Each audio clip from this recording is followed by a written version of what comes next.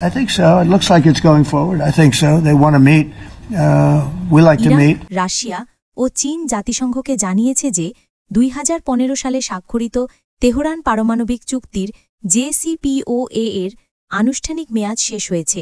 এর ফলে ইরানের পারমাণবিক কর্মসূচি নিয়ে জাতিসংঘ নিরাপত্তা পরিষদের তত্ত্বাবধানও সমাপ্ত হল। শনিবার 3 দেশ জাতিসংঘের মহাসচিব আন্তোনিও গুতেরেস ও নিরাপত্তা পরিষদ বরাবর এক যৌথ চিঠি পাঠিয়ে এ তথ্য জানায়। চিঠিতে বলা হয়, জাতিসংঘ নিরাপত্তা পরিষদের রেজলিউশন 2231 এর আওতাধীন বিধিনিষেধগুলোর মেয়াদ 2025 সালের 18 অক্টোবর শেষ হয়েছে। এর মাধ্যমে রেজলিউশনটি 10 বছরের মেয়াদ আনুষ্ঠানিকভাবে শেষ হল।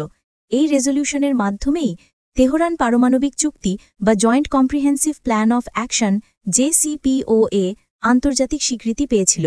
ইরান, রাশিয়া ও চীনের পক্ষ থেকে পাঠানো চিঠিতে উল্লেখ করা হয়, যুক্তরাজ্য, ফ্রান্স ও জার্মানি এই 3 ইউরোপীয় দেশ চুক্তিটি পুনর্বহালের যে চেষ্টা করছে তা আইনগত ও প্রক্রিয়াগতভাবে ত্রুটিপূর্ণ। তাদের দাবি, যেহেতু ইউরোপীয় দেশগুলো নিজেরাই JCPOA ও রেজলিউশন 2231 এর অধীনে করা প্রতিশ্রুতিগুলো পালন বন্ধ করেছে, তাই তারা এখন আর এই ধারাগুলো কার্যকর করার কোনো অধিকার রাখে না।